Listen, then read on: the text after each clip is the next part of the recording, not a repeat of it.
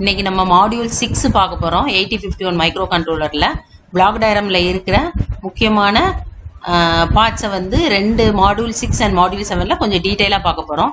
So இன்னைக்கு நம்ம பார்க்க போற ஸ்லைடு பாத்தீங்கன்னா கண்டென்ட் வந்து மாடியூல் 6ஓட இன்னைக்கு கண்டென்ட் நம்ம பார்க்க போற டாபிக்ஸ் வந்து stack operation, IO port operation and serial communication. இந்த மூணையும் பத்தி நம்ம டீட்டெயிலா பார்க்க போறோம். So first stack. ஸோ ஸ்டாக்குங்கிறது போன மாடியூல்ல மேடம் சொன்ன மாதிரி ஸ்டாக்குங்கிறது internal memory, on chip memory 128 byte இருக்கு இல்லையா, அந்த 128 பைட்ல நம்மளுக்கு வந்து ஸ்டாக்கா அதிலே வந்து எவ்வளவு லொகேஷன்ஸ் நம்மளுக்கு தேவைப்படுதோ அதை ஸ்டாக்கா நம்ம யூஸ் பண்ணிக்கலாம். ஸோ அதான் வந்து இந்த stack is section of RAM. So ஏன்னா ஸ்டாக்ல வந்து டேட்டாவை ரீடும் பண்ணலாம், ரைட்டும் பண்ணலாம். ஸோ ஸ்டாக்ல சேவ் பண்றது டேட்டாவாகவும் இருக்கலாம், இல்ல ஒரு முக்கியமான அட்ரஸ். இப்போ நம்ம ஒரு ப்ரோக்ராம்ல இருந்து ஒரு சப்ரோட்டீன் போறோம். ஸோ அந்த சப்ரோட்டீன் ப்ரோக்ராம் முடிஞ்சு திரும்ப மெயின் ப்ரோக்ராமுக்கு வரணும்னா நம்ம எங்க இருந்து விட்டுட்டு போனோமோ அந்த அட்ரஸை சேவ் பண்ணா தான் நம்ம திரும்ப வர முடியும். அதுக்கு பேர் வந்து ரிட்டர்ன் அட்ரஸ் பேரு. அந்த அட்ரஸை சேவ் பண்றதுக்கு நம்ம என்ன செஞ்சுக்கலாம், ஸ்டாக்கை யூஸ் பண்ணிக்கலாம். ஸோ ஸ்டாக்ல வந்து எது வரையும் டேட்டா ஃபில்லப் ஆயிருக்கு, எதுல இருந்து நம்ம ஸ்டோர் பண்ண ஆரம்பிக்கலாம் அப்படின்னு நம்மளுக்கு பாயிண்ட் பண்றதுக்காக ஸ்டாக் பாயிண்டர், அதை எஸ்பின்னு சொல்லுவாங்க. அந்த எஸ்பி ரெஜிஸ்டர் ஒன்று இருக்கு. ஸோ ஸ்டாக்குங்கிறத 8 bit RAM memory, internal memory, அதை பாயிண்ட் பண்றதுக்கான ரெஜிஸ்டர் வந்து it is 8 bit register. So இந்த எஸ்பிங்கிறது 8 பிட் ரெஜிஸ்டர். ஸோ டிஃபால்ட்டா 8051 நம்ம பவர் ஆன் பண்ண உடனே எஸ்பியோட வேல்யூ என்ன இருக்கும், 07. அப்ப நம்ம 07 இருக்கிறப்ப அடுத்து நம்ம ஒரு டேட்டாவை நம்ம புஷ் பண்ண போறோம், அதுல சேவ் பண்ண போறோம்னா 08ங்கிற அட்ரஸ்ல இருந்து நம்ம என்ன பண்ணலாம், ஸ்டோர் பண்ண ஆரம்பிக்கலாம். இப்ப அடுத்து வந்து ஸ்டாக்ல வந்து நம்ம ரெண்டு ஆபரேஷன் பண்ணலாம். டேட்டாவை ஸ்டோர் பண்ணுவோம், டேட்டா வெளியே எடுப்போம். ஸோ டேட்டாவை ஸ்டோர் பண்றதுக்கு ஸ்டாக்குக்கு வந்து ஸ்பெஷலா ஒரு நேம் கொடுக்குறாங்க, புஷ் ஆபரேஷன். ஸோ புஷ்ஷிங், புஷ்னாலே டேட்டா கொண்டு போய் உள்ள தள்ளுறோம்.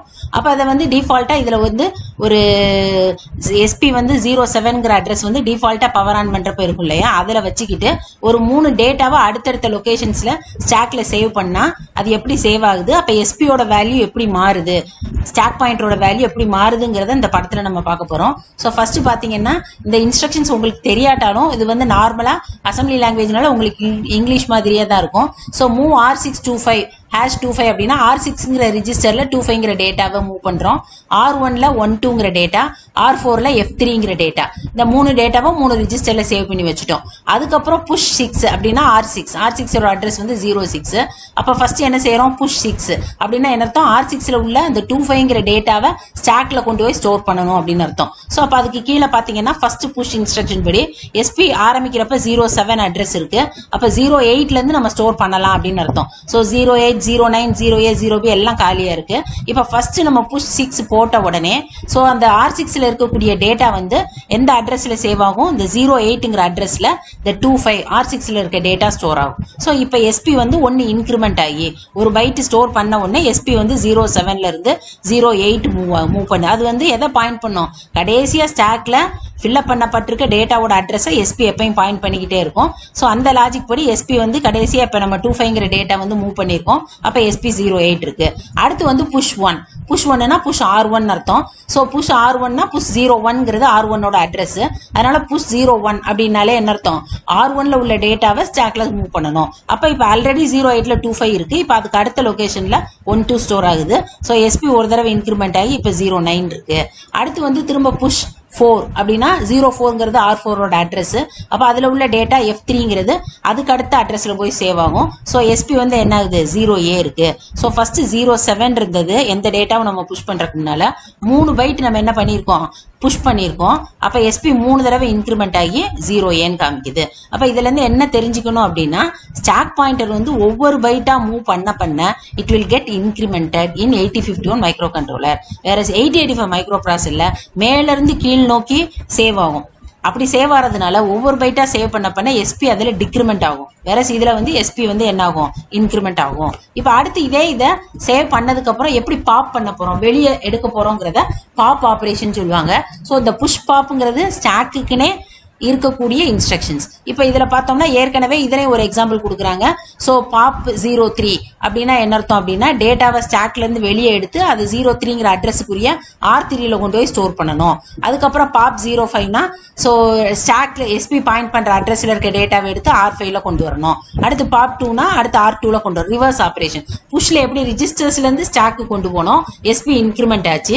இப்போ என்ன பண்ண போறோம்னா ரிவர்ஸ் ஆபரேஷன். ஸ்டாக்ல இருக்க டேட்டா வெளியே எடுத்து ரிஜிஸ்டர்ஸ்க்கு கொண்டு போக போறோம். அப்ப எஸ்பி ஒன்னொன்னா என்ன ஆகிட்டே வரும், குறைஞ்சிக்கிட்டே வரும், டிக்ரிமெண்ட் ஆகும். அங்க இன்கிரிமெண்ட் ஆகும் புஷ் பண்றப்ப, பாப் பண்றப்ப என்ன ஆகும், டிக்ரிமெண்ட் ஆகும். ஸோ இதை மைண்ட்ல நம்ம நல்லா வச்சுக்கணும். ஸோ இப்போ இந்த 3 இன்ஸ்ட்ரக்ஷன்ஸுக்கு ஒரு எக்ஸாம்பிள் காமிக்கிறாங்க. ஆல்ரெடி ஸ்டாக்ல வந்து ஒரு 4 லொகேஷன்ஸ் இருக்க மாதிரி காமிச்சிருக்காங்க. அப்ப நம்மளுக்கு வந்து கடைசியா ஸ்டோர் பண்ணப்பட்ட டேட்டாவோட அட்ரஸ் வந்து எஸ்பியில இருக்குங்கிறதுனால எஸ்பி எதுல ஆரம்பிக்குது, 0B இருக்கு.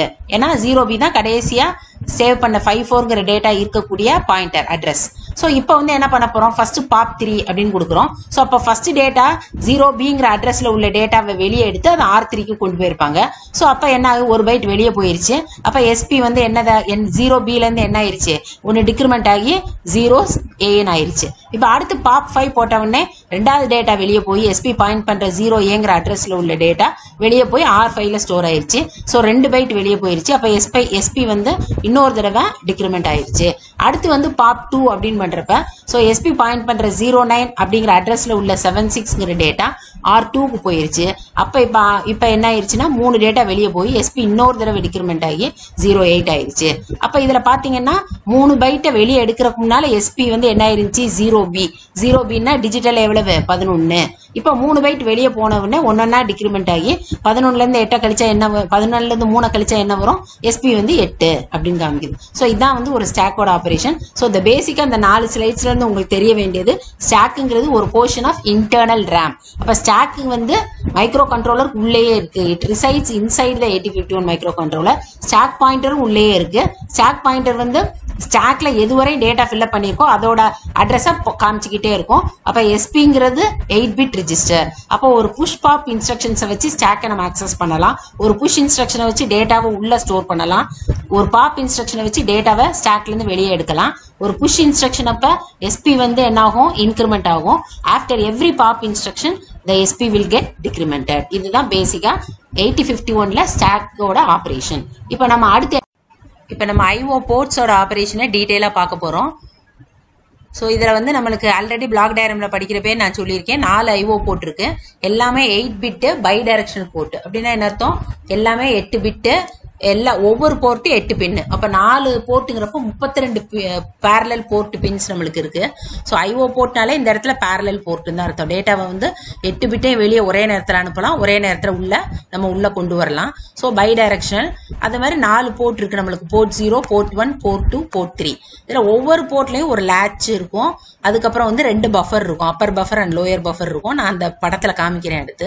ஸோ இதுல வந்து அப்ளிகேஷன்ஸ் எக்ஸ்டர்னலா நம்ம ஒரு ரிலேவை கனெக்ட் பண்ண போறோம், இல்ல எல்இடிஸை கனெக்ட் பண்ண போறோம், இல்ல ஒரு எல்சிடி டிஸ்பிளேவை கனெக்ட் பண்ண போறோம்னா போர்ட் மூலமா தான் நம்ம கனெக்ட் பண்ணுவோம்.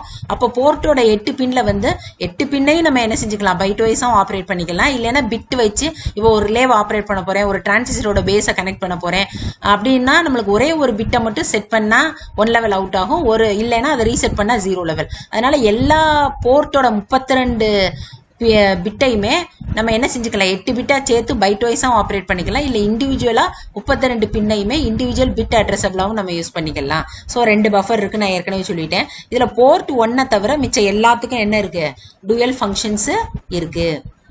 ஸோ இன்னொரு பாயிண்ட் நம்ம ஞாபகம் வச்சுக்கணும், ரீசெட்டுக்கு அப்புறம் எல்லா போர்ட் பின்ஸும் இன்புட்டா தான் என்ன செய்ய போறோம், யூஸ் பண்ணப்படுது.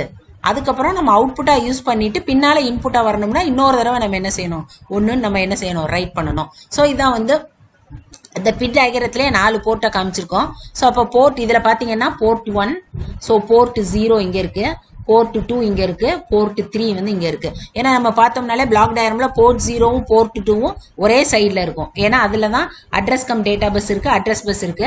அப்ப இதோட நம்ம மெமரியோ இல்ல IO போர்ட்டோ கனெக்ட் பண்றதுக்கு அது வந்து என்ன ஆகும், ரொம்ப யூஸ் ஆகும், ஒரே சைட்ல இருக்கும். ஸோ அதுக்கப்புறம் இப்ப நம்ம வந்து எல்லா போர்ட்டுமே ரீசெட்டுக்கு அப்புறம் இன்புட்டா யூஸ் பண்ணுவோம்னு சொல்லியிருக்கேன். இப்போ இதுல போர்ட் 1 மட்டும் வேற ஃபங்க்ஷன் கிடையாது, அது இந்த படத்துல பார்த்தாலே தெரியும். ஏன்னா பிராக்கெட்ல பாருங்க எதுவுமே கிடையாது. வேற போர்ட் 0வோட மெயின் மெயின் ஃபங்க்ஷன் வந்து ஐஓ போர்ட், அதோட இன்னொரு ஃபங்க்ஷன் வந்து டூயல் ஃபங்க்ஷன் இல்லைன்னா ஆல்டர்னேட் ஃபங்க்ஷன் சொல்லுவோம். அது வந்து multiplex address come data bus. வேற போர்ட் 2 இன்னொரு ஃபங்க்ஷன் பார்த்தீங்கன்னா அட்ரஸ் பஸ் வந்து நம்மளுக்கு 16, டேட்டா 8 பிட் தான். அதனால அந்த higher order byte of the அட்ரஸை மல்டிப்ளெக்ஸ் பண்றதுக்கு port 2 A8 to A15 use ஆகுது.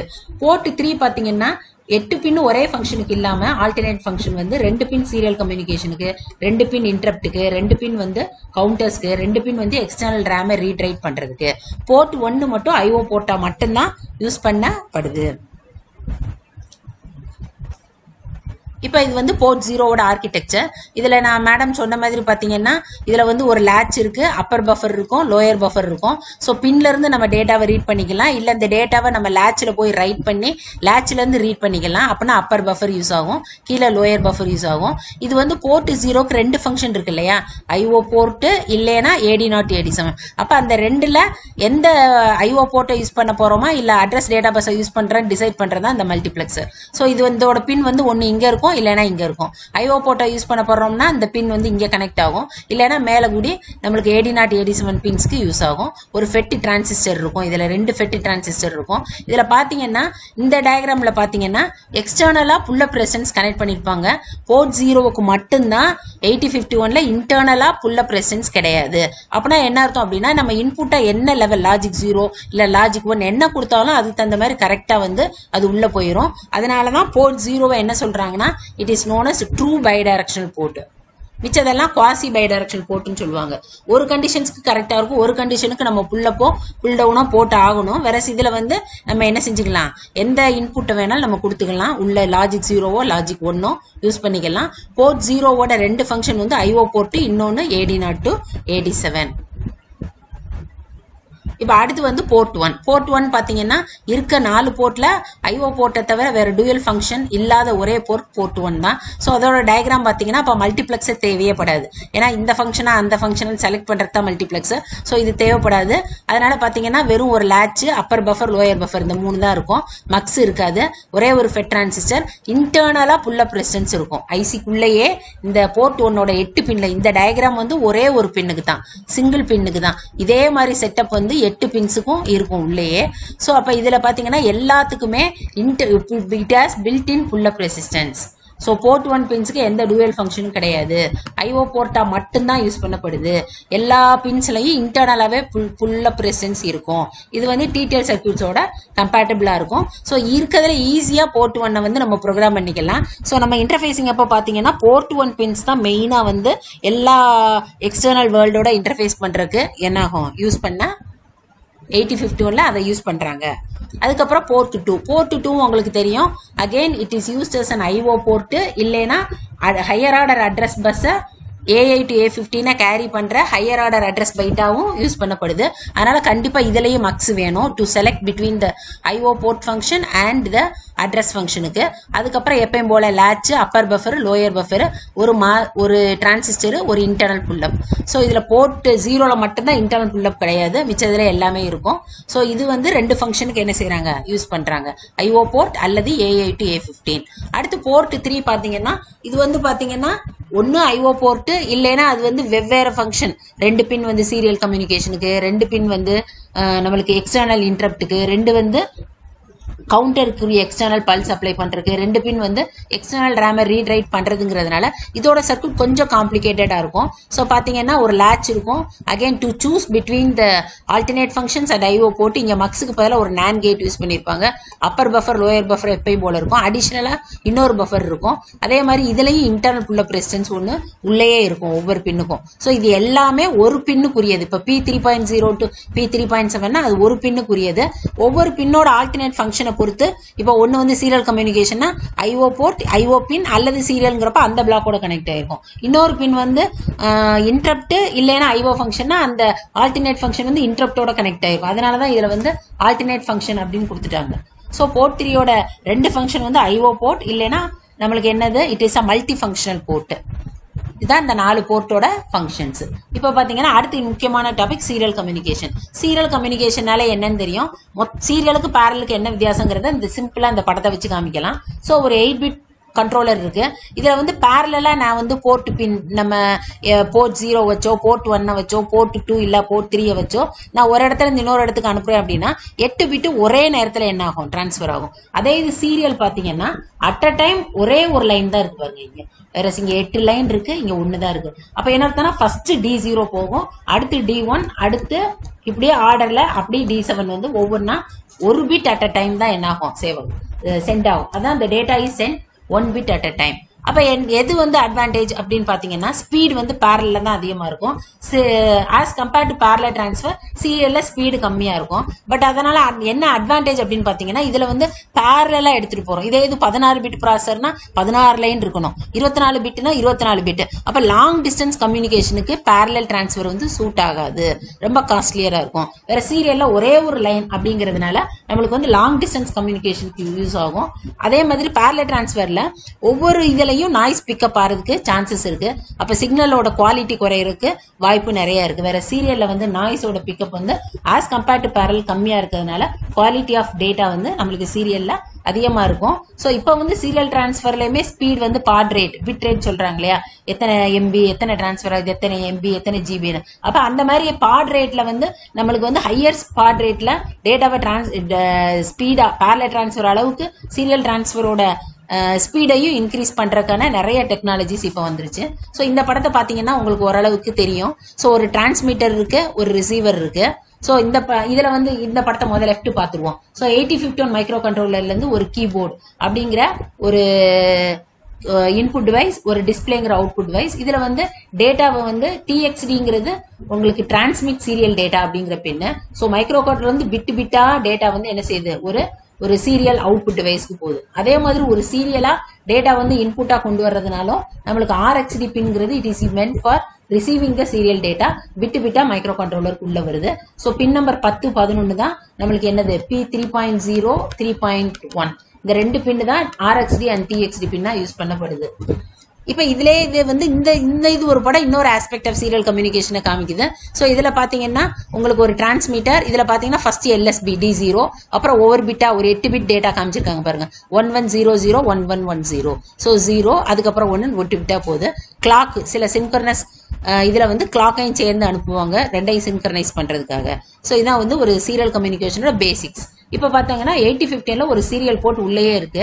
அதுல வந்து முக்கியமா நம்ம எந்த டேட்டாவை சீரியலா அனுப்ப போறோம், இல்ல எந்த டேட்டாவை பிட்டா உள்ள கொண்டு வந்து அதை ஒரு பேரலா மாத்த போறோம் அப்படிங்கிறதுக்கு SBUFங்கிற ரெஜிஸ்டரோட பங்கு ரொம்ப முக்கியம். SBUFனா சீரியல் பஃபர். இந்த சீரியல் பஃபர் என்ன செய்யணும்னா டிரான்ஸ்மிட்டர்லயும் இருக்கும், ரிசீவர்ல இருக்கும். 2 SBUF சீரியல் பஃபர் ரெஜிஸ்டர்ஸ் இருக்கும். அதுக்கப்புறம் சீரியல் கம்யூனிகேஷன் பாட் ரேட்டை கண்ட்ரோல் பண்றது, என்ன மோட்ல ஆப்ரேட் பண்றது அப்படின்னு கண்ட்ரோல் பண்றதுக்கு சீரியல் கண்ட்ரோல் SCON அப்படின்னு ஒரு ரெஜிஸ்டர் இருக்கு. 2 பின் இப்ப நம்ம பார்த்தோம் இல்லையா, RxD, P3.0, TXD. இந்த 2 பின் தான் ஆக்சுவலா டேட்டாவை டிரான்ஸ்மிட் பண்றதுக்கும் ரிசீவ் பண்றதுக்கும் யூஸ் பண்ணப்படுது. சோ இதைத்தான் நான் ஏற்கனவே சொல்லியிருக்கேன். TXD பின் மூலமா அனுப்புறது நம்மளுக்கு டேட்டாவை வெளியே அனுப்புறோம், சரியா, ரைட் ஆபரேஷன். வேற RxDங்கிறது பிட்டா டேட்டாவை உள்ள கொண்டு வந்து மைக்ரோ கண்ட்ரோலர் ரீட் பண்ணுது. அதனாலதான் RxD மூலமா வர்றத ரீட் ஒன்லின்னு சொல்றோம், TXD மூலமா அனுப்புறத ரைட் ஒன்லி. SBUF வந்து 2 ரெஜிஸ்டர் இருக்கு பிசிக்கலா. எல்லா சீரியல் ஆபரேஷனும் SBUF மூலமா தான் பண்ணணும். சோ இது வந்து ஒரு சீரியல் டிரான்ஸ்மிஷன் நடக்கக்கூடிய கிளாக் எப்படி ஜென்ரேட் பண்ணுதுன்னு காமிக்கிற ஒரு டயக்ராம். சோ நான் ஏற்கனவே சொல்லியிருக்கேன், நம்ம கிறிஸ்டல் வந்து 11.0592 மெகாஹெர்ட்ஸ் கனெக்ட் பண்ணோம்னா உள்ள கூடி அது 12ஆல இன்டர்னலா டிவைட் ஆகி அதுக்கப்புறம் நம்மளுக்கு வந்து சீரியல் கம்யூனிகேஷன் சர்க்கியூட்ஸ் போறதுக்கு முன்னால ஃபர்தரா it gets divided by 32. So 921.6 இன்னும் ஃபர்தரா டிவைட் பண்ணி 28.8 கிலோஹெர்ட்ஸ் சொல்லி டைமர் 1க்கு அப்ளை ஆகும். இந்த டைமர் 1 மோடு 2ல ஆப்ரேட் பண்ணி தான் நம்மளுக்கு சீரியல் கம்யூனிகேஷனுக்குரிய கிளாக்கை ஜென்ரேட் பண்ணுவாங்க. ஸோ 8051ல உள்ள டிஃபால்ட் சீரியல் கிளாக் சர்க்கியூட் இதுதான். ஸோ இன்னைக்கு நம்ம பிரசன்டேஷன்ல நம்ம என்ன பார்த்தோம் அப்படின்னா, பேசிக்கா ஒரு ஸ்டாக்னா என்ன, அது எப்படி ஒரு ஸ்டாக் பாயிண்டர்னா என்ன, டேட்டாவை ஸ்டாக்ல மூவ் பண்ண ஒரு ஸ்டாக் பாயிண்டர் எப்படி இன்க்ரிமெண்ட் ஆகுது, எப்படி டிக்ரிமெண்ட் ஆகுது, புஷ் இன்ஸ்ட்ரக்ஷனா என்ன, பாப் இன்ஸ்ட்ரக்ஷனா என்ன அப்படிங்கறத பார்த்தோம். அதுக்கப்புறம் 4 போர்ட்டோட operation, port 0, port 1, port 2, port 3. அதுல வந்து போர்ட் 1 தவிர மிச்சம் எல்லாத்துக்கும் என்ன ஆல்டர்னேட் ஃபங்க்ஷன் இருக்கு, அது எப்படி ஃபங்க்ஷன் ஆகுதுங்கிறத பார்த்தோம். அப்புறம் சீரியல் கம்யூனிகேஷன் என்ன, அதோட அட்வான்டேஜ் என்ன, அதோட பேசிக்ஸ் என்ன, அதுக்கப்புறம் சீரியல் கம்யூனிகேஷன் பண்றதுக்கு சீரியல் போர்ட் உள்ள என்ன இருக்கு, அதுல என்ன ரெஜிஸ்டர் இருக்குன்னு பார்த்தோம். இந்த சீரியல் கம்யூனிகேஷன் ஆக்சுவலா 4th யூனிட்ல நம்ம ரொம்ப டீட்டெயிலாக படிக்க போகிறோம், என்னென்ன மோடு, எஸ்பஃப், எஸ்கான் எல்லாம். அதனால இப்போ வந்து இந்த ஃபர்ஸ்ட் யூனிட்டை பொறுத்தவரை இந்த மாடலில் பேசிக்காக இவ்வளவு தெரிஞ்சால் மட்டும் போதும். ஸோ திரும்ப இந்த மாடியூலும் உங்களுக்கு வந்து பிளாக் டயக்ராமில் உள்ள சில பார்ட்ஸ் வந்து நல்லா கிளியராக நம்ம எக்ஸ்பிளைன் பண்ணியிருக்கோம். அதனால திரும்ப திரும்ப போட்டு பாருங்க. நல்லா உங்களுக்கு இதை வந்து அப்சர்வ் பண்ணி நல்லா திரும்ப திரும்ப போட்டு பார்த்தீங்கன்னா உங்களுக்கு நல்லா அண்டர்ஸ்டாண்ட் ஆகும். தேங்க்யூ.